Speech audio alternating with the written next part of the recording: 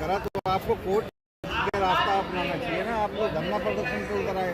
नहीं, धरना प्रदर्शन हमारा बिल्कुल भी उद्देश्य नहीं है। ये हम आप लोगों के माध्यम से पुनः मंत्री जी तक ये बात पहुंचाना चाहते हैं। हम शालीनता के साथ शिक्षक होने के नाते हम अपना परिचय देना चाहते हैं शालीनता का, और मंत्री जी के समक्ष हम कोई धरना प्रदर्शन के लिए नहीं, केवल अपने इस प्रार्थना को कहने के लिए आए हैं कि आप MHRD के सचिव साहब को, NCT के चेयरमैन साहब को आदेशित करें कि 22 सितंबर का जो पत्र है, रिकॉग्नाइजेशन ऑर्डर है, उसका राजपत्र क्यों जारी नहीं होगा? सर, इसकी गलती के कारण नहीं। आप एक इसको विवरण तरीके से बताएं, सरलता से बताएं जो समझ सके लोग बाग। ये जो बच्चे मतलब इससे पीड़ित हैं, लाखों हजारों की तादाद में, लाखों की तादाद में मैं तो कहूँगा, इसको समझ सके जिसके पास ये संदेश जाए आपका तरीके से।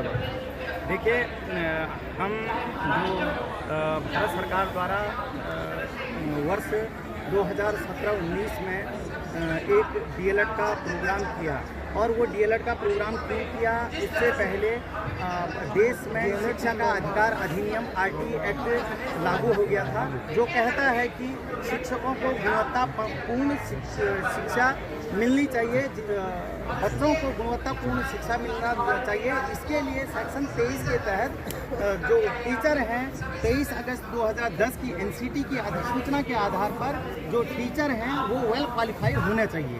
पर भारत सरकार के द्वारा अनेक राज्यों के द्वारा जब यह संज्ञान लिया गया, उन्होंने पाया कि हमारे राज्यों में प्रशिक्षित टीचर नहीं हैं, और उनका जब डाटा कलेक्ट किया गया, पूरे देश में 14 लाख संख्या पाई गई, जिनमें से हम लोग जो यहाँ पर आए हुए हैं, हम लोग भी उसमें सम्मिलित हैं। उसमें सरकारी, गैर सरकारी सभी टीचर थे, उनकी 14 लाख संख्या थी।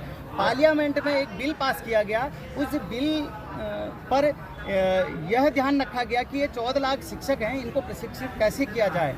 राज्य सरकारों के को मिला करके संयुक्त रूप से MHRD, NCT और भी जो राज्य सरकारें हैं, उनको सम्मिलित करके एक जो DLED का प्रोग्राम 31 मार्च 2019 तक जो कंप्लीट करना था, वो कोर्स हमारे समक्ष रखा गया, और हमको यह भी कहा गया कि यदि आप यह कोर्स को नहीं करेंगे तो आपको जॉब से निकाल दिया जाएगा, और उसके लिए हमसे शुल्क भी लिया गया, और सरकारी डाटा के आधार पर 68 करोड़ का लगभग का खर्चा भारत सरकार ने भी इसमें खर्च किया है हमारे प्रशिक्षण को करने में। पर दुर्भाग्य से जब ये सब चीज़ संपन्न हो गई थी, पार्लियामेंट में बिल पास हुआ, कई मंत्रियों के द्वारा, कई सांसदों के द्वारा अपने विचार उसमें व्यक्त किए गए, पर दुर्भाग्य से 22 सितंबर 2017 को जब NCT ने आदेश पत्र जारी किया, उसका गजट पत्र जारी नहीं हुआ, और हम लोगों के साथ एक घोर विपदा यह आ गई कि आज तक है कि माननीय नरेंद्र मोदी जी ने, जिनके विश्वास पर हमने ये कोर्स किया,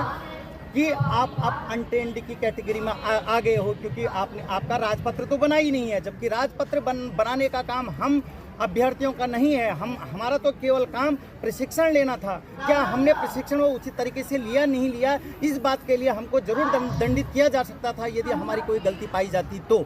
लेकिन भारत सरकार की गलती की वजह से, NCT की गलती की वजह से, मानव संसाधन मंत्रालय की गलती की वजह से ये हमारे ऊपर एक ऐसी तलवार लटका दी गई है, हमसे कहा गया है कि अब आपकी जॉब खतरे में है।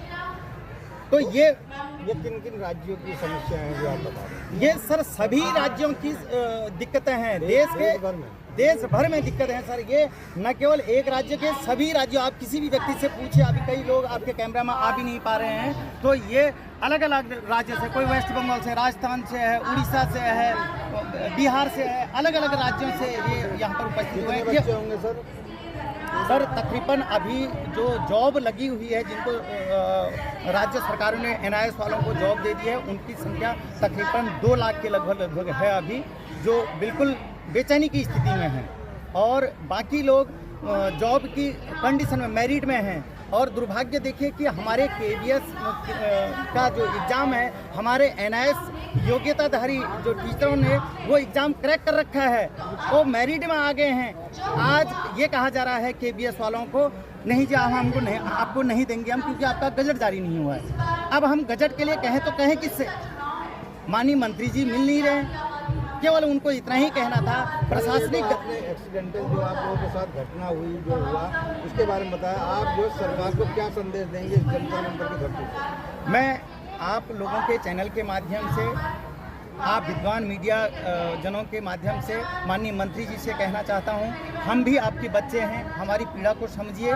जो प्रशासनिक त्रुटियों के कारण 22 सितंबर 2017 को गजट पब्लिकेशन का कार्य अनकम्प्लीट है, प्रशासनिक त्रुटियों से हमारे ऊपर कुठाराघात जो किया जा रहा है, कृपया उसको संज्ञान लीजिए। उन अधिकारियों से को निर्देश दीजिए कि जो 22 सितंबर 2017 का गजट पब्लिकेशन का कार्य नहीं हुआ है, उसको गजट पब्लिकेशन करवा दीजिए, जिससे हम निर्भय हो सकेंगे।